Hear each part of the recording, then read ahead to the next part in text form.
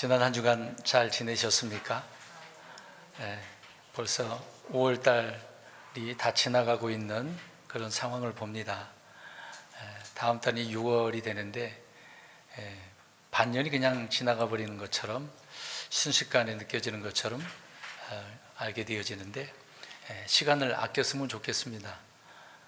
내게 주어진 거 그냥 하루를 24시간 중에 얼마를 일하고 살아가고 자고 그럴 텐데 좀 더 아껴서 주님과의 그 관계가 밀접한 그런 영적인 교통함이 말씀 가운데 있는 저 여러분들이 되었으면 좋겠습니다.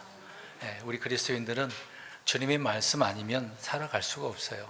주님의 은혜와 사랑이 아니면 이 세상을 견뎌서 또 이겨내기가 참으로 어렵습니다. 세상이 악하기 때문에 그렇죠. 주님이 오셔야 모든 문제가 해결되기 때문에 그렇습니다. 지금 공중 권세 잡은 자가 발악을 하고 있는 것 아니겠습니까? 주님의 때가 오실 때가 다가오고 있기 때문에 더 발악을 해서 자신의 계획을 이루려고 합니다. 물론 이루어지지는 않겠죠. 노력은 하겠지만 어찌됐든 저 사탄 마귀가 많은 사람들을 미혹해서 거짓을 선하다고 악을 선하다고 또 선을 악하다고 그렇게 해버리는 이런 시대를 만들어가고 있죠. 또 사탄 마귀가 자신을 앞으로 적그리스도가 되겠죠. 하나님이라고 선포를 하고 많은 사람들을 미혹하는 때가 앞으로 환난 시대에 접어들게 될 것입니다. 그런 과정 속에서 저 여러분들이 지금 머지않아 앞으로 오게 될 터인데 이렇게 살고 있습니다. 지금 이 시대가 얼마나 악한지를 우리는 다 알고 있죠. 이걸 인식하지 못하고 그냥 교회 생활을 하고 살아가는 종교인처럼 사는 분들은 좀 문제가 있을 수밖에 없겠는데 그래서는 안 되죠. 바르게 우리가 세상도 인식을 하고 있어야 됩니다. 얼마나 악한지를. 그런 악한 세상에서 저와 여러분들이 살아가고 있기 때문에 더 조심해야 되고 주의해야 되는 문제도 있고 주님의 말씀대로 구원받았으니까 말씀대로 살아야 할 의무가 있지 않겠습니까? 저는 주로 어떤 교리적인 것도 선포하지만은 우리가 어떻게 살아가야 될지를 말씀을 통해서 선포하고 있습니다. 이런 말씀을 전하다 보니까 때로는 성도님들이 버거워하고 힘들어할 수도 있어요. 매주마다 성경 읽으라, 암송하라 이런 말을 하니까 성도님들이 귀가 따가울 정도로 들어서 힘들 수도 있을 겁니다. 그러나 그렇게 하는 이유는 다 누구를 위한 것이겠습니까? 저와 여러분 자신을 위한 것이잖아요. 내가 주님 앞에 말씀으로 바르게 서야 하나님을 기쁘시게 할 수 있는 그런 삶을 살 수 있기 때문에 그렇습니다. 그러나 말씀을 멀리하게 되어지면 저 공중권세 잡은 이 사탄 마귀로 인해서 믿는 저와 여러분들이 구원받았다 할지라도 넘어질 수 있습니다. 마귀가 미혹을 해서 마귀가 원하는 그런 삶을 육신적인 그리스도인으로 살아가게 되는 부분도 많은 거죠. 우리가 주변에 그런 일들을 많이 보게 되어집니다. 여기 앞에 서 있는 목사라 할지라도 목자라 할지라도 늘 넘어질 수밖에 없고 노출되어져 있는 그런 부분이 있겠죠. 마귀는 대표적으로 누구를 공략하면 다 무너진다는 것을 알기 때문에 그런 부분이 있습니다. 하물며 우리 성도님들께 있습니까? 우리 자녀들도 마찬가지겠죠. 어찌됐든 믿는 자를 저 사탄 마귀가 공격을 하는데 항상 하나님의 법을 가지고 말씀 가지고 공격을 합니다. 봐라, 하나님 말씀 이런데 너 잘못하지 않았느냐, 이제 고소를 하는 거죠. 이런 악한 세상을 우리가 어떻게 이겨낼 수 있겠습니까? 하나님의 말씀에 따라서 올바르게 판단하고 주님이 누구신가를 알아야만이 우리는 올바르게 정직하게 선하게 살 수 있는 것이죠. 오늘 로마서 5장 7절의 말씀을 중점적으로 전하게 될 것인데요. 전체적으로 1절에서 11절을 우리가 읽었습니다. 제목을 우리 한번 다시 읽어볼까요? 주보에 나와 있는 대로 시작. 가장 합법적이고 공의로운 것을 이해하라. 왜 이런 제목을 이렇게 정했느냐? 좀 전에 이야기한 것처럼 이 세상은 합법적이지 않습니다. 정말 악합니다. 민주주의가 있고 각 나라마다 공산주의, 사회주의 다양한 이념 체제로 나라가 운영되는 부분이 있지만 나름대로 각 나라마다 투표도 하잖아요. 선거도 하기도 하고 이렇게 자유민주주의라고 해서 그걸 들먹이면서 나름대로 법을 만들어 놓죠. 뭐 악법도 법이라고 하니까 그 안에서는 그것이 만들어 놓은 법이 합법이다라고 하겠죠. 또 그대로 지켜야만이 공의로운 것이다라고 하지 않겠습니까? 이 세상이 이제 나름대로 법을 만들어 놓고 그렇게 집행을 하지만 제대로 하지 않습니다. 집행자뿐만 아니라 또 그거의 법을 다루는 자들도 그렇고 백성들도 시민들도 그러지 않겠습니까? 다 자기 중심적이고 이제 조금만 돈 있으면 뭐 유전무죄, 무전유죄 뭐 그런 부분이 있지 않습니까?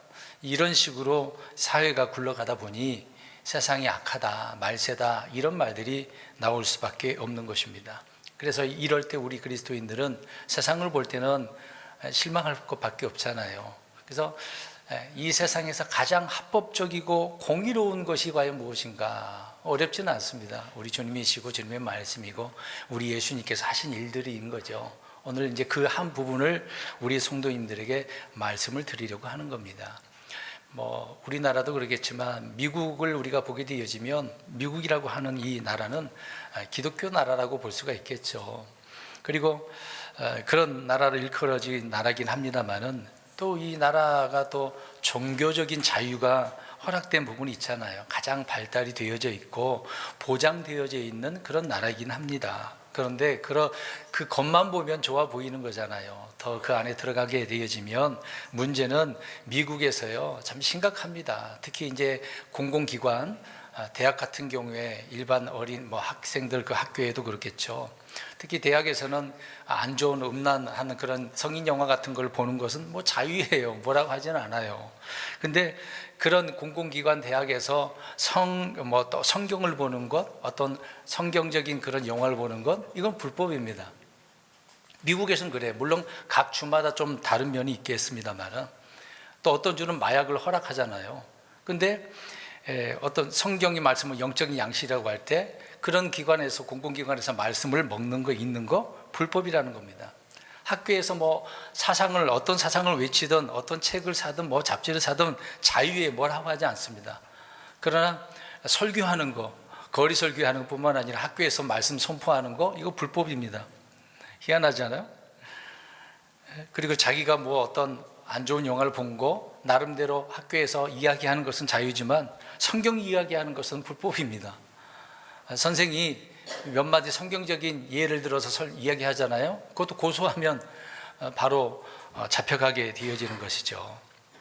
이렇게 자유가 있는 나라라 불리는 미국, 이런 미국에 우리 한국 분들이 유학을 보내기도 합니다. 근데 겉만 보면 좋아 보이는데 들어가 보면 안 좋거든요. 근데 이런 부모들이 제대로 알고 있는가? 정신이 올바른가? 그런 생각을 해보기도 합니다. 대부분 유학 보낸 아이들이 10중 8구 다 타락을 합니다. 마약에 빠지고 또 학교도 빨리 그만둬버리고 그냥 직장 생활을 하고 날마다 연명해 나가는 그런 삶을 살아가고 있다고 합니다. 그렇게 심각한 미국의 나라이고 그 현실인 거죠. 근데 그런 나라를 많은 사람들이 동양을 하고 있다라고 하는 것입니다. 여러분 어떻게 생각하세요? 미국 좋은 나라라고 생각하십니까? 꼭 미국만 이야기하는 게 아니라 전 세계가 그렇죠. 앞으로 적그리스도가 오게 되어지면 공산주의, 사회주의처럼 그렇게 흘러가게 되어집니다. 저는 오늘 이념을 이야기하려고 하는 게 아니라 성경에 나와 있는 그런 부분을 우리 성도님들에게 말씀을 지금 드리고 있는 거죠. 그러니까 합법과 불법이 자유민주주의로 법이 만들어지긴 했는데 성경에서 말하는 이미 성경에도 오래전서부터 악이 합법이 되는 거잖아요. 악을 선하다고 그러고 선을 악하다고 하는 그런 시대가 과거에도 있었지만 지금도 그렇고 적그리스도가 도래할 때도 이제 그렇게 되어지는 것입니다. 성경은 판단의 법도 말씀 아닙니까? 옳고 그름을 정확하게 구별해주는 잣대 역할을 해주고 있는 거죠. 그래서 척도다, 캐논이다, 그렇게 정경이다라고 표현하기도 합니다. 성경이 그렇게 정확한데도 불구하고 이스라엘 백성들이 판단의 법규라고 하는 이 말씀이 주어졌는데도 불구하고 그들은 말씀의 기준을 다 버렸죠. 등을 돌렸습니다. 자기가 생각하는 대로 또 세상에 있는 그 법이 좋아서 그렇게 따르다 보니 이스라엘 백성들이 심판을 당할 수밖에 없는 그런 현실들을 우리가 성경을 통해서 읽었고, 지금도 이스라엘 백성들의 모습들을 보면 알 수 있지 않겠습니까? 그래서 이런 것을 보면 성경에서 말하는 선이 불법이 된 사례가 저 미국에서도 볼 수도 있는 것이죠. 심지어 어떻습니까? 이런 점에서 이 대한민국은 어떻겠어요? 대한민국은 미국을 너무 좋아하니까 그대로 따라가는 부분이 많이 있는 것을 보게 되어집니다. 세상에 안 좋은 것들은 빨리 들어오잖아요. 좋은 것이 먼저 들어오는 문제보다도 안 좋은 것이 먼저 들어오는 그런 것들을 많이 보게 되어집니다. 그래서 이런 점에서 오늘은 성경에서 말하는 가장 합법적이고 공의로운 그 문제를 말씀을 드리려고 하는 겁니다. 근데 이게 실제 현 세상에서 이렇게 느낄 수 있는 거잖아요. 또 성경을 읽다 보면 과연 이러면 되나? 아이러니하는 이런 점들이 너무도 많습니다. 그러나 성경은 항상 옳다라고 말씀을 하잖아요. 우리는 킹제임스 성경이 항상 옳다라고 하는 것을 먼저 전제로 하고 살기 때문에 판단 기준이 정확하잖아요. 그래야 되는 거 아닙니까? 이제 그러지 않고 벗어나게 되어지면 실족하게 되는 겁니다. 미끄러져서 넘어지게 되어짐으로 말미암아 하나님께서 원하시는 삶을 살지 못하게 된다라고 하는 것입니다. 오늘 본문에 보게 되어지면 1절부터 11절까지 읽었는데요. 7절을 보시면 의로운 사람을 위해 죽으려는 자가 거의 없다. 이거 의로운 사람을 위해서 누군가 죽을 수도 있는데 흔치 않다는 얘기잖아요. 또 하나는 선한 사람을 위해서 마찬가지로 죽으려 하는 자가 있을 수는 있다. 흔치는 않지만 있을 수는 있어요. 지금도 그런 부분이 있지는 않겠습니까? 뒤에서 말씀드리겠습니다만은 그런 일이 있긴 있어요. 근데 문제는 그 다음 구절이죠. 8절에 나와 있습니다. 죄인이라고 하는 부분을 언급합니다. 우리 그리스도인들이 전에는 죄인이었다는 얘기를 표현하고 있는데, 그러면 죄인을 위해서 죽는다? 어떻게 생각하십니까? 의로운 자를 위해서, 선한 자를 위해서 간혹 죽을 수도 있는 그런 부분이 있는데 죄인을 위해서 죽는다? 이 세상에 그런 사람이 어디 있겠어요? 그런 법이 있겠습니까? 이런 부분에 있어서 죄인의 죄를 의인이 대신 담당하는 것이 합법적이고 공의로운가라고 하는 겁니다. 이 세상의 법은 어떨까요? 과거에 우리 조선시대만 봐도 알아요. 예를 들어서 여러분, 매품발이라고 아십니까? 매품발이? 양반이 뭘 잘못했어. 근데 그 죄를 양반이 스스로가 잘못했기 때문에 벌을 받아야 되는데 돈을 주고 매를 맞을 수 있는 사람을 구하는 거죠. 그래서 그 사람이 대신 매를 맞습니다. 매를 맞고 돈을 푸짐하게 받아서 살겠죠. 돈이 궁하면 매라도 맞아서 돈을 구하려고 하는 사람이 있겠죠. 이제 그런 사람이 또 있으니까 양반들이 이용을 하는 거죠. 마음대로 돈이 있으니까 잘못을 저지른 것 아니겠습니까? 그러니까 어떻게 보면 벌금형이잖아요. 돈만 내면 해결되는 문제.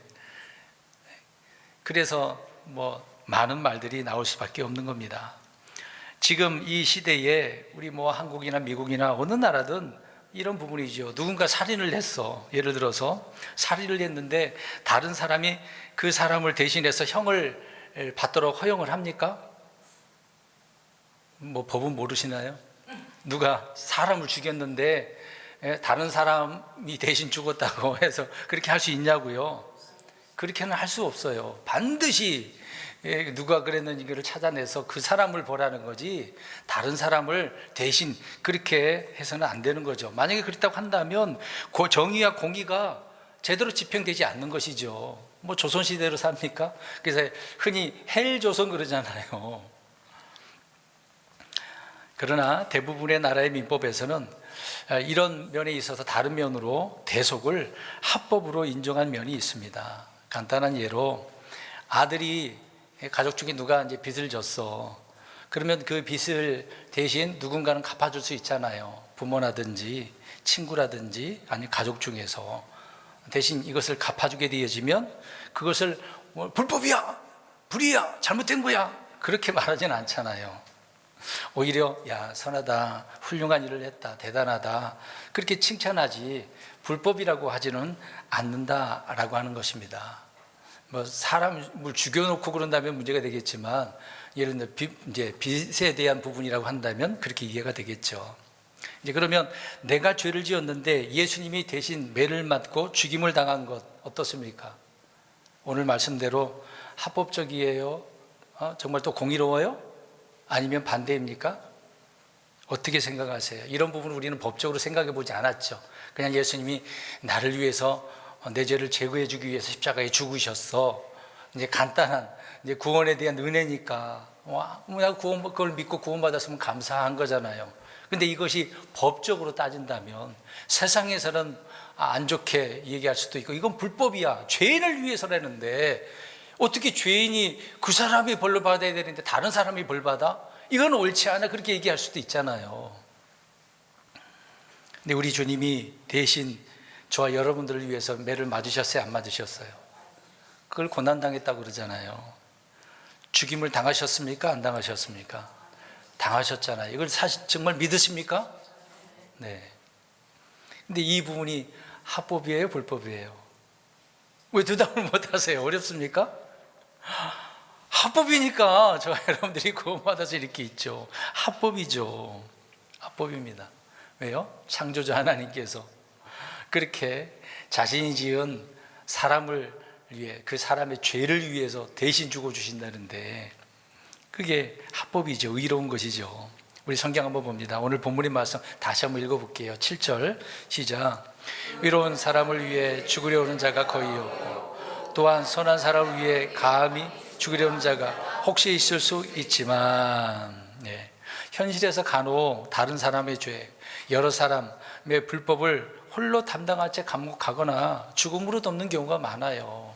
기업체에서도 그렇지 않습니까? 총수를 위해서 대신 가는 게 그 사람의 명예고 영광이라고 또 표현하는 사람도 있어요. 대통령이 죄를 지으면 내가 가겠습니다. 예전에 그랬죠. 형님 제가 들어가겠습니다. 누군지 아시죠? 장례동. 이런 경우도 있어요. 회사를 위해서든 누구를 위해서든 심지어 뭐 죽음으로 문제를 해결하는 그런 이야기들이 실제 있긴 합니다. 이런 면에서 보면 사람들 중에 이런 죄인의 죄를 의인이 담당하는 것이 의롭고 합법인가, 이런 질문을 할 수밖에 없겠죠. 그러니까 이게 성경에 부정적인 사람들은 이런 면을 놓고, 아니 죄인을 위해서 대신 죽어줘? 있을 수 없는 일이야, 그 사람이 죽어야 되는데 라고 하잖아요. 근데 우리 주님은 죄인을 위해서 어떻게 하셨어요? 죽으셨어요. 죽으셨어. 우리 가정에 미성년자인 아이들이 있어요. 그 아이들이 잘못을 하면 누가 책임집니까? 부모가 집니다. 이제 그러면 부모가 배상을 했어요. 합법입니까, 불법입니까? 합법이잖아요. 이제 그런 면이라고 보시면 되겠죠. 뭐 가령 성경에도 나와지만 내 집에 소가 있는데 그 소가 사람을 들이받거나 다른 짐승을 받거나 손해를 입히면은 누가 그걸 해결해야 돼요? 그렇죠, 주인이. 주인이 책임을 지고 배상하는 일은 불법이 아니라 당연한 것이죠. 공무원이 잘못을 하면 그것이 드러났어. 그러면 피해를 입은 시민이 누구에게 배상을 받을 수 있습니까? 그렇죠. 나라에다가 배상 청구를 하게 되어집니다. 실제 그런 일들이 있잖아요. 이런 일들을 우리가 많이 보게 됩니다. 그래서 주인이 종을 위해서, 왕이 백성을 위해서, 부모가 자식을 위해서, 남편이 아내를 위해서, 스승이 제자를 위해서 그러기도 하고, 또 목자가 양을 위해 대신 죽는 것이 용인될 뿐만 아니라 아름다운 사랑이고, 또 실제 이것이 합법적이다라고 우리는 알 수 있습니다. 그러면 사람을 지으신 하나님께서 말씀드린 것처럼 죄인을 위해서 자원해서 자발적으로 자신의 생명을 이렇게 내어놓는 것은 오늘 제가 제목을 해놓은 것처럼 이 세상의 그 어떤 법보다 가장 어떻다고요? 합법적이고 의롭다라고, 그래서 성경은 그렇게 말씀을 하고 있습니다. 근데 우리는 여기에 초점을 둬야 되겠죠. 이 세상의 법은 어떻습니까? 가장 합법적이고 의롭습니까? 그렇지 않아요. 만들어 놓은 것도 제대로 집행하지 않고 항상 법을 아는 자들은 교묘하게 빠져나가잖아요. 말장난하면서. 얼마나 악합니까? 만들어 놓은 헌법대로도 집행을 하지 않는 이 시대를 보는 거죠. 그러나 우리 하나님은 하나님께서 친히 말씀하신 것, 그 말씀을 이루는 것, 이 모든 것들이 가장 합법적이고 공의롭고 의롭다라고 말씀을 하고 있는 겁니다. 그렇기 때문에 주님이 죄를 위해서 대신 죽었다. 이것이 의롭다, 합법적이다라고 말씀을 하고 있는 겁니다. 근데 이렇게 해놓으신 우리 하나님의 공의로우심을 사람이 이건 옳지 않습니다 라고 말한다면 이건 말도 안 되는 일이죠. 사람이 그렇게 하겠습니까? 의를 위해서 선한 사람을 위해서 할 수도 있는 부분이지만 죄인을 위해서 누가 그렇게 하려고 하겠어요? 그러나 우리 주님은 자신이 지은 백성을 위해서는, 그 백성의 죄를 위해서는 친히 하실 수 있는 부분인 거죠. 근데 그분이 하나님이신 우리 예수님이시잖아요. 어떻게 그렇게 선한 일, 의로운 일, 이런 사랑으로, 십자가의 사랑으로 보여주시겠습니까? 저와 여러분들이 이 일을 할 수 있겠습니까? 못해요. 우리 자녀들이 잘못하면 그렇게 대신 하실 수 있겠어요? 못하죠. 하나님께서 사람의 죄를 대신 담당하시고 책임져 주시고 몸소 자신의 몸으로 이렇게 해결하시는 일은 신실한 말이고 합당하다라고 성경은 말합니다. 우리 9절 읽어볼게요. 디모데전서 1장 15절 중반절까지만 읽겠습니다. 디모데전서 1장 15절입니다. 디모데전서 1장 15절 시작. 이것은 신실한 말이요 전적으로 받아들이기에 합당한 말이니 곧 그리스도 예수님께서 죄인들을 구원하시려고 세상에 오셨다는 말이로다. 죄인을 구원하시기 위해서 저 하늘에 계셨는데 하나님이신 주님께서 사람의 몸을 입고 이 땅에 오셨다고요. 죽으시라고. 그냥 오신 것으로 끝나는 게 아니라 오셔서 대신 고초를 당하셨잖아요. 매 맞으셨잖아요. 피 흘려 죽으셨지 않습니까? 이것이 합당하고 선하다라고, 신실하다고 말씀을 하고 있는 겁니다. 그렇기 때문에 저와 여러분들이 이 합법적으로 구원받으신 거예요. 그냥 얼토당도 없이 주님이 계획해 놓았으니까 구원받은 거라고요? 십자가에 있는 예수님을 믿으면 끝나는 거라고요? 단순히만 생각하면 안 돼요. 하나님의 계획이 얼마나 무궁무진한데요. 그러니까 하나님을 아셔야 된다고요. 얼마나 공의롭고 합법적인 우리 하나님이신지, 자신의 말씀대로 그렇게 선하게 선포하시는 하나님인지 그걸 인지하고 있어야 돼요. 오늘 그래서 끝부분의 제목에 이해하라라고 제가 제목을 그렇게 해놨습니다. 이해하셔야 돼요. 예수님께서 누구를 위해 죽으셨는지 우리는 아셔야 됩니다. 창조주 하나님께서 우리 죄를 담당해 주신 그것은 창세전에 미리 정해놓으신 하나님의 계획이었다라고 말씀합니다. 이게 하나님의 법에 따른 것이라고 베드로전서 1장 20절에 말씀하고 있죠. 이 구절 뒤에서 한번 읽겠습니다. 미리 하나님은 그렇게 해놓으신 거예요. 창세전에. 그러면 몇 가지를 좀 우리가 찾아볼게요. 누구를 위해서 죽으셨는지. 단순히 저와 여러분들만을 위한 그 죽음은 아니었다는 얘기예요. 물론 많은 부분에서 그러겠죠. 그러나 하나님은 지금 우리가 찾는 구절을 보면은 예수님께서 누구를 위해서 죽으셨대요. 그 부분을 좀 찾아보고 뒤에 또 말씀을 드리도록 하겠습니다. 요한복음 11장 51절, 자 부지런히 찾아볼게요. 한 19절을 좀 찾아야 됩니다. 이걸 이해를 하셔야 되기 때문에 성경을 눈으로 찾아서 읽으시라고요. 제 말이 아니니까. 요한복음 11장 51절, 11장 51절 시작. 그는 스스로 이 말을 하지 아니하고 그 해에 대제사장이므로 예수님께서 그 민족을 위해 죽으실 것을 대언하되, 요한복음을 기록한 사도 요한이 이거를 사건을 기록해 놓은 부분인데, 그 당시에 대제사장이었던 가야바가 있어요. 이 가야바는 예수님을 십자가에 못 박게 한 주도 인물 아닙니까? 근데 이 사람이 사람들에게 자기도 모르게 대언을 해버렸어요. 하나님께서 그 입을 여셔서. 이 예수님께서 누구를 위해서 죽으실 것을 대언했다고요? 민족. 그럼 민족은 누구겠어요? 그렇죠.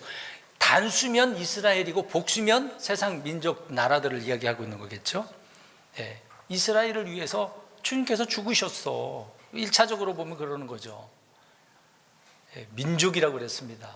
이스라엘은 항상 민족으로 몰아서 하나님께서는 취급하시거든요. 이스라엘은 개인 한 사람 한 사람 그렇게 얘기하지 않습니다. 그들은 그냥 뭉탱이로 뭉쳐서 하나님은 언급을 하셔요. 그래서 민족이라고 한 겁니다. 이걸 알아야죠. 이렇게 대언을 했으면 예수님을 죽여야 돼, 안 죽여야 돼? 아니, 알면 못 죽이죠. 모르니까 이제 죽이는 거죠. 대언을 했는데도 모르는 거라니까. 자기가 무슨 말을 했는지도. 희한하죠. 하나님 그 입을 열어서라도 이렇게 만들어요. 예수님의 죽으심이 이런 죽음이라고요. 그 다음에 로마서 5장 오늘 6절 보겠습니다. 5장에서 우리가 몇 구절 봅니다. 5장 6절.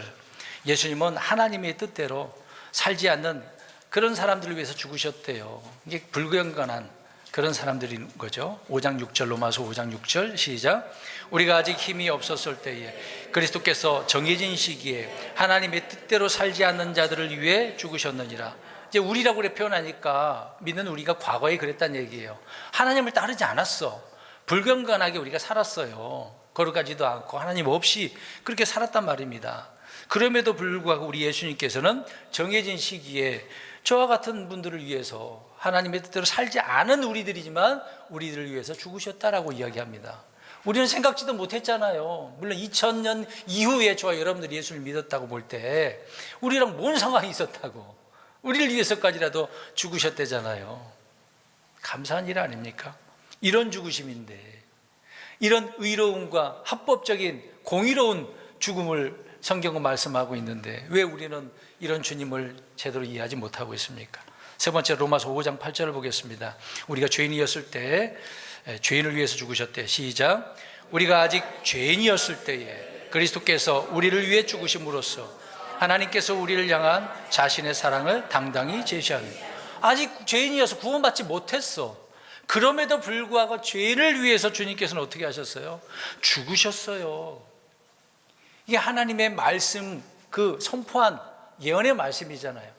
그 말씀 그대로 이루신 것이기 때문에 가장 공의로운 말씀이다, 의로운 말씀이다 라는 거죠.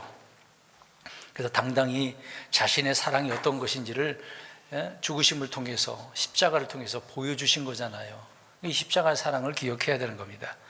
간단하게 넘어가겠습니다. 그 다음에 데살로니가전서 5장 10절입니다. 죄인이라고 그랬을 때 이제 여기에서는 우리를 이라고 표현합니다. 우리를, 민족을, 그리고 따르지 않는, 하나님을 따르지 않는 자들, 죄인, 또 우리를. 데살로니가전서 5장 10절 시작. 그분께서 우리를 위해 죽으셨으니, 믿는 자를 위한 거잖아요. 믿는 자들 위해서도 죽은 거야. 죄인을 위해서도 죽은 거고. 또 부지런히 찾습니다. 고린도후서 5장 14, 15절입니다. 여기에서는요, 모든 사람을 또 위해서 죽으셨대요. 정말 감사해요. 우리 주님은 한 사람도 예외가 없어. 아무도 멸망치 않기를 원하시는 분이 우리 주님이셨단 말입니다. 고린도후서 5장 14, 15. 후서, 고린도후서 5장 14, 15. 고린도후서입니다. 고린도후서 5장 14, 15절 시작.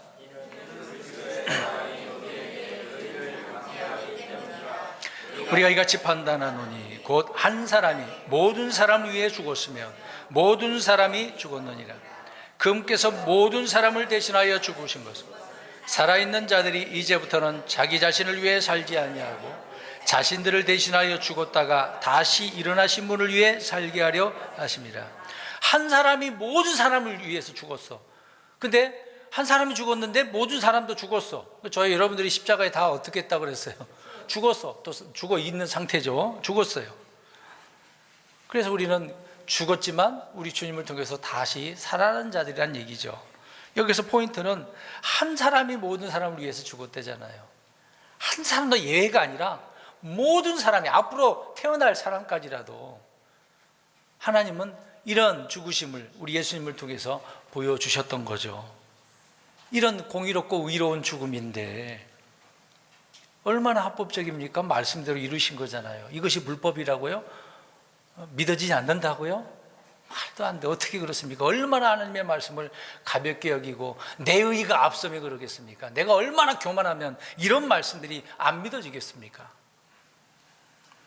여섯 번째로 베드로전서 3장 18절입니다. 예수님은 의로운 자로서 불의한 자를 대신해서 죽으셨다고 이야기합니다. 베드로전서 3장 18절. 베드로전서 3장 18절. 베드로전서 3장 18절 시작. 그리스도께서도 죄들로 인해 한 번 고난받으사 의로운 자로서 불의한 자들을 대신하셨으니 이것은 그분께서 육체 안에서 죽임을 당하셨으나 성령에 의해 살아나셔서 우리를 하나님께 데려가려 하십니다. 앞에서 본 대로 의로운 자예요. 우리 주님은 그래서 의로운 죽음이라고 얘기하는 거죠. 의로운 자로서 불의한 자들을 대신해서 죽으셨대요. 불의해요. 의가 없는 자들이잖아요. 옳고 그름이 뭔지도 몰라. 성경 기준이 아니라 세상 기준이고 내 기준이야. 내 주먹이 또 앞선다는 사람 있잖아요. 그런 자를 위해서라도 주님은 대신 죽으셨어요. 우리를 살리셔서 데려가시려고. 어디로 데려가시려고요? 우리 하나님이 계신 곳으로. 여러분 얼마나 감사합니까? 이런 주님을 믿고 있어요. 우리가. 7번째로 갈라디아서 2장 20절, 늘 암송하는 구절입니다. 중반절부터 읽겠습니다. 나를 사랑함부터. 나를 위해 죽으셨대요. 갈라디아서 2장 20절 나를 사랑하사부터 시작. 나를 사랑하사 나를 위해 자신을 주신 하나님의 아들의 믿음으로 사노라. 나를 위해서 자신을 주셨어요. 저 십자가에다가 죽으셨잖아요. 그 얘기를 하고 있는 겁니다. 그렇기 때문에 이제는 누구의 믿음으로 우리가 살아가는 거예요?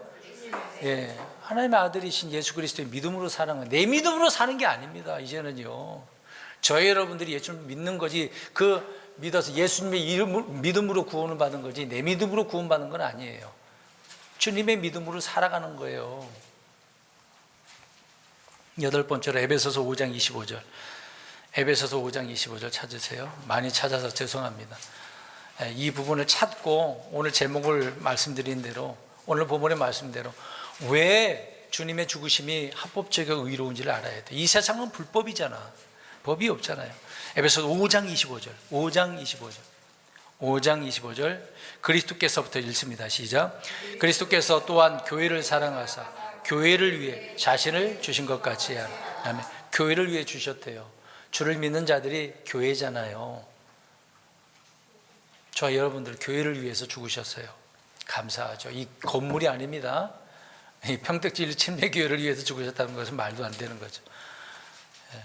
믿는 자들을 위해서 대신 죽으셨대요. 그러니까 감사한 거죠. 이 부분도. 요한복음 보겠습니다. 10장 11절과 15절입니다. 여기서는 양들을 위해서 죽으셨대요. 이 양들 그러면 이스라엘 백성들 이야기하는 거고 저와 여러분들을 위해 말씀하는 거죠. 요한복음 10장 11절 15절 두 구절입니다. 11절 15절 시작. 나는 선한 목자니라. 선한 목자는 양들을 위해 자기 생명을 주지마. 15절 시작. 아버지께서 나를 알듯이 그렇게 나도 아버지를 아노니 나는 양들을 위해 내 생명을 내놓느니라. 양들을 위해서 아낌없이 자신의 생명을 내어놓으신 분이 우리 예수님이세요. 이런 예수님의 죽으심 얼마나 합법적이고 공의로운 일입니까? 마지막 10번째 요한복음 15장 13절입니다. 친구를 위해서 죽으셨대요. 요한복음 15장 13절 시작. 못 찾으셨어요. 15장 13절 요한복음 15장 13절 요한복음 15장 13절 시작. 사람이 자기 친구들을 위해 자기 생명을 내놓는 것 이것보다 더 큰 사랑은 아무에게도 없나니. 세상에서도 친구를 위해 죽을 수도 있어요. 가족을 위해 죽을 수도 있고 그걸 큰 사랑이라고 표현하고 있는 거죠. 근데 그 사람이 하는 것보다 우리 주님의 죽으심이, 친구를 위해서 죽는 그 죽으심이 가장 선하고 의롭고 합법적인 그런 죽음이라고 말씀하고 있는 겁니다. 하나님의 말씀 조금도 틀림없어요. 말씀 그대로 이루어지는 거예요. 조금도 오차가 없어요. 이렇게 주께서 행하신 일은 불이나 불법이나 부정이 아니라 하나님의 의와 법을 충족시키는 합당한 일들이었어요. 말씀대로 다 그대로 이루어진 거니까 얼마나 합당한 것인지를 말씀해주고 있는 거 아닙니까? 그래서 베드로전서 1장 20절에 아까 말씀드린 대로 하나님의 계획이고 법에 따른 것이라고 하잖아요. 참으로 그분께서는 세상의 창건 이전에 미리 정하여졌으나 이 마지막 때에 너희를 위해 드러나셨으며 저와 여러분들을 위해서 창세전에 계획을 해놓고 그렇게 행하셨대잖아요. 여기까지 보면 사랑하는 성도 여러분, 얼마나 주님의 죽으심이 놀라운지를 알 수 있는 거잖아요. 그러면 이제 예수님이 그렇게 죄인을 위해서 죽으셨어. 근데 의로운 자를 위해서 사악한 자가 죽는다는 말씀이 있어요. 자, 그러면 이것은 어떨까요? 합법적인 걸까요? 불법적인 걸까요? 아니, 의로운 자를 위해서 사악한 자를 하나님께서 죽여버리신대. 누구 말씀이에요? 제 말이 아닙니다. 듣도 보지 못했던 말씀인가요? 우리 잠언서 21장 18절 보세요. 중요한 구절입니다.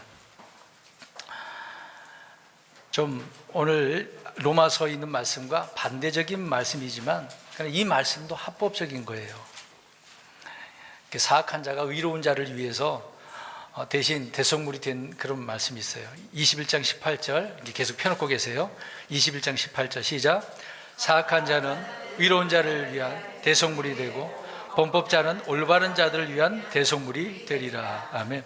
범법자, 사악한 자는 의로운 자를 위해서, 올바르게 살아가는 자를 위해서 죽는데요. 대신 죽는데요. 대속물이 대신 죽는 거예요. 속죄되는 물이래요. 그런 헌물이 된다고 이야기합니다. 여러분, 이 구절이 참 구원교리와 연결된다고 한다면 얼마나 놀랐습니까? 네? 모순처럼 보이는 것처럼 보이잖아요. 의로운 자를 구원하기 위해서 하나님은 대신 사악한 자를 죽여버리신다는데, 이것이 성경은 옳대요. 하나님의 계획이라고 말씀하고 있습니다. 그러니까 앞으로 사악한 자들이 심판받게 될 텐데, 이것을 보고 하나님 죽이지 마세요, 그래서는 안 돼, 살려주세요, 그러면 돼야 안 돼요? 왜요? 하나님이 의로운 심판 계획으로서 심판하시는 거예요. 믿으라 그럴 때나 믿지, 안 믿으면 심판받는 거죠. 이 구절을 성경의 인과응보, 흔히 인과응보 그런 얘기 하잖아요. 잘 보여주는 구절이긴 합니다. 주님의 심판과 보상에 관한 평범한 구절이에요. 악한 자는 심판하지만 의로운 자는 보상을 해주는 면에 있어서 대신 내가 죽어야 되는데 대신 저 사악한 자들, 범법자들을 죽이신다고 말씀하잖아요. 성경에 그런 예가 있습니다. 파라오가 또 이집트 나라가 그러겠죠. 이스라엘을 위한 대속물이 된 거잖아요. 많은 재앙이 있었고 마지막 10번째 재앙 때에 누가 죽어요? 장자, 첫 태생들이 다 죽어요. 짐승이든 사람이든 첫 것은 다 죽어요. 그걸로 인해서 그날 누가 살아나왔어요? 이스라엘이 살아나왔어요. 첫 태생이 죽지 않았다면 안 내어줬겠죠. 하나님은 이스라엘을 구원하기 위해서 계획이 그렇게 돼 있어요. 저들을 죽여야만 해. 얼마나 놀랍습니까? 이런 하나님의 계획을 의롭지 않다고요? 불신자들 가운데 그렇게 얘기한 사람이 있어요. 왜 죽여요? 살리지. 아니, 죄인을 그냥 내버려 두냐고요. 세상에서도 악한 자들이 있으면 집행을 하는데. 하만은 어떻습니까? 에스더 7장 10절에 가보면 어떻습니까? 모르드게뿐만 아니라 유대인들을 다 죽이려고 그랬어. 흔히 이제 127도시잖아요. 127문도라고 하는데, 거기에 살고 있었던 아수에로가 다스리는 뭘 그 왕국에 있는 유대인들을 다 어떻게 하려고 그랬어요? 어디에다 매달아서. 모르드게만 그렇게 죽이려고 한 게 아니에요. 모든 유대인은 다 그렇게 죽이려고 했던 계획이었던 것입니다. 근데 누가 달려서 죽었어요? 자기가. 하만이. 또 그 가족들도 그렇게 죽음을 당하잖아요. 그때 보면, 그 내용에 보면 왕의 진노가 가라앉았다라고 나와요. 왕이 얼마나 화났겠어요? 내가 사랑하는 아리따운 에스더를 죽이려고 한다고? 그 민족을 죽이려고 한다고? 이놈 봐라, 싹 죽여버리죠. 다 죽였다고 하니까 그제서야 왕의 진노가 가라앉아요. 에스더 7장 10절에 나와 있는 구절입니다. 제가 지어낸 거 아니에요. 하나님도 마찬가지입니다. 자신의 백성을 구원하려면 저 사악한 자리 죽을 때 하나님의 진노가 어때요? 가라앉는 거예요. 때로는 사악한 자, 범법자의 죽음, 이 대속물은요, 의로운 자, 곧바른 자의 구출을 위한 대속물로 이렇게 사용된다는 것을 성경을 통해서 알 수 있는 거죠. 우리 또 한 구절 봅니다. 잠언서 11장 8절입니다. 금방 우리 몇 구절 읽었죠? 21장 18절이었죠. 11장 8절 보세요. 11장 8절, 잠언 11장 8절 시작. 의로운 자는 고난에서 구출을 받으며 그를 대신하여 사악한 자가 오느니라. 의로운 자가 고난에서 악한 자가 우리를 죽이려고 해. 특히 이스라엘 백성들이 그러잖아요. 근데 살려준다, 구출을 받으려면은 이를 대신해서, 그 누군가 나를 죽이려고 하는 대신 죽을 자가 누구라고 얘기해요? 사악한 자가라고. 아까 21장 18절, 오늘 11장 8절이잖아요. 같은 내용입니다. 앞으로 대환란 때 이스라엘을 멸하려고 하는 적그리스도의 군대의 죽음은 바로 이스라엘의 큰 구원, 구출이 되는 이야기를 우리 계시록에 나와 있잖아요. 이렇게 죽어야 돼. 사악한 자는 막 수억 명이 죽죠. 주님께서 낫으로 한번 예리한 낫으로 샥 치우니까 그냥 다 죽는 거예요. 그래서 예수님의 흰 옷이 어떻게 됐다고 나옵니까?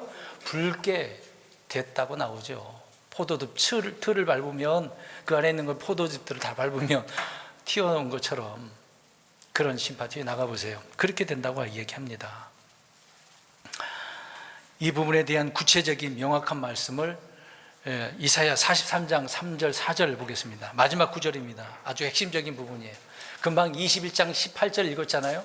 그 내용의 말씀을 아주 그대로 기록을 해놓고 있어요. 이사야 43장 3절 4절. 이것도 합법이에요. 하나님은 공의로운 분이기 때문에 의로운 자를 위해서, 사악한 자를 위해서는 이런 계획이 있었던 거죠. 43장 3절 4절 시작. 나는 주 내 하나님이요 이스라엘의 거룩한 자요 내 구원자니라.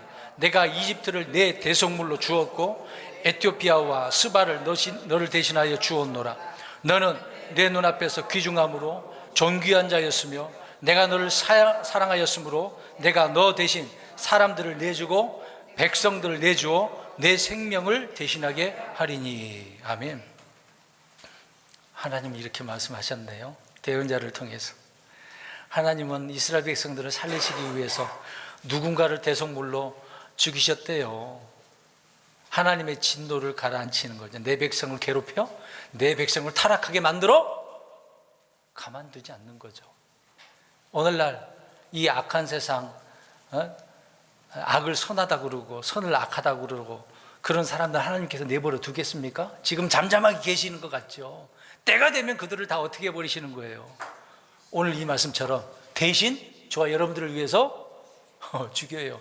대성물로 내어주시게 만드는 거죠. 여러분, 앞으로 적그리스도의 군대가 이렇게 죽임을 당하게 될 터인데 거기에 한국에 있는 사람들이 거기 군대라고 생각해 보세요. 어떻습니까? 앞으로 적그리스도가 전 세계를 다스리게 될 겁니다. 통합하는 그런 때가 있겠죠. 화폐를 통합시키고 어떤 법이든 종교든 하나로 만들게 될 겁니다. 그래서 이제 세상에 WC 그런 얘기가 나오는 거고 통합하려고 하겠죠. 그런 계획을 지금 많이 이루어가고 있죠. 조만간 이루어지게 되지 않겠습니까? 그럴 때 여기 한국에 있는 자들 가운데 누가 적그리스도의 군대라고 생각해 보세요. 내가 사랑했던 사람이, 내가 알고 있었던 그 사람이 적그리스도의 군사가 됐다고 한다면 얼마나 마음이 아픕니까? 그러나 그들은 다 어떻게 된다고요? 죽어요.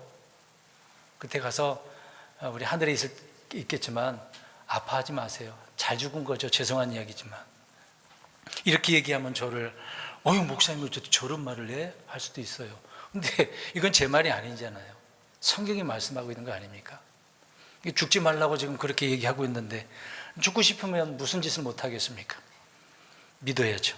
그래서 앞에서 읽은 잠언 21장 18절의 말씀이 오늘 이사야 43장 3절과 4절이 그대로 설명해 주고 있는 그 내용의 말씀인 거죠. 악인에 대한 심판과 처벌, 합법적이지 못하고 공의로우지 못한 이런 세상, 많은 사람들을 주님께서 심판하신대요. 이게 주님의 공의로움이에요. 합법적인 것입니다. 인간의 정의가 어떤 일을 수행해야 하는지를 말씀해 주고 있지 않습니까? 진정한 정의를 원한다면 하나님의 말씀에 따라서 공명정대하게 의를 선포하고 그대로 집행해야 되겠죠. 그런데 악한 자들은 자기가 만드는 법도 지키지 않고 뜯어 고치겠죠. 이 세상을 우리는 살아가고 있습니다. 그래서 아간을 예를 들어서 알 수가 있잖아요. 아간 한 사람으로 인해서 이스라엘 사람들이 어떻게 됐습니까? 저 아이성 전투에서 많이 죽었고 3만 명인가 죽고 3천 명인가요? 3만 명인가요? 그러니까 죽고 또 패배를 하고 괴로웠잖아요. 여호수아가 얼마나 고통스럽겠어요. 근데 발견이 됐네. 하나님께서 그 자를 다 어떻게 하라 그랬어요? 근데 아간만 죽었나요? 가족도 다 죽었어. 그 한 사람으로 말미암아 죽는 거예요. 그래서 그 문제를, 이스라엘을 살리기 위해서 그 한 사람이 어떻게 해야 돼요? 그 가족이 죽어야 돼. 근데 아간만 잘못을 한 게 아니죠. 같이 그냥 훔친 거였어요. 그래서 가족들이 다 죽은 거지. 그게 이스라엘을 대속하기 위해서 의로운, 어떻게 보면 사악한 자가 죽은 건데 의로운 자를 위해서 죽음이 된 것이죠. 또 하나는 다윗이 이제 사울이 죽고 나서 다스리고 있는 그런 때에 문제가 생겼어. 사울이 잘못한 면이 있었어. 근데 물어봤어. 그 족속에 가서 물어봤더니 사울의 아들들이 있으니까 그들을 죽이게 해주세요. 그럽니다. 그래서 사울의 7 아들들을 찾아가지고 죽였더니 하나님의 진노가 가라앉았어요. 이스라엘 백성, 다윗의 때에 다윗이 어려움을 당했거든요. 원인을 보니까 사울이 잘못한 문제가 있었어. 죽이지 말라고 하는 그 족속의 사람들을 죽여버렸거든. 그래서 이런 다윗의 왕국을 바르게 세우기 위해서 잘못을 범한 그 사람이나 자녀들을, 후손들을 죽이는 일이 있어요. 여러분 놀랍지 않습니까? 하나님은 이렇게 공의롭고 합법적인 분이기 때문에, 조금도 오차 없이 이루시는 그런 분이기 때문에, 이런 주님을 신실하게 믿는 저와 여러분들로서 우리도 하나님의 말씀에 따라 합법적으로 살아야 되는 거 아닙니까? 공의롭고 의롭게 살아가야 되는 거 아니에요? 근데 그리스도인들이 저 세상 사람들처럼 뭐 구별되지도 못하고 별로 뭐 달라지는 것도 없이 똑같이 그렇게 살아간다고 한다면 얼마나 부끄럽겠습니까? 주님 앞에 구원받은 자로 간다 할지라도 정말 책망당하지 않겠어요? 부끄러움을 당하지 않겠습니까? 어차피 주님 앞에 가게 될 것이라고 한다면 부끄러움이 없는 그런 사람들로 주님 앞에 서 있어야 되는 것이죠. 결론적으로 성도 여러분, 의로우신 분이신 우리 예수님은 저와 여러분을 구원하시기 위해서 죄와 저주가 되셨습니다. 능히 친히 죄인들을 위해서, 범법자들 중에서 그냥 그 사람들 중에 하나로 계수됐잖아요. 그래서 십자가의 저주로 대속물로서 죽으시지 않았습니까? 이런 주님의 죽으심이 얼마나 합법적이고 공의로웠다는 것을 이해를 하고 온전한 그리스도인으로 말씀대로 성경대로 사는 저와 여러분 되시기를 주의 이름으로 축원드립니다. 아멘. 기도하겠습니다.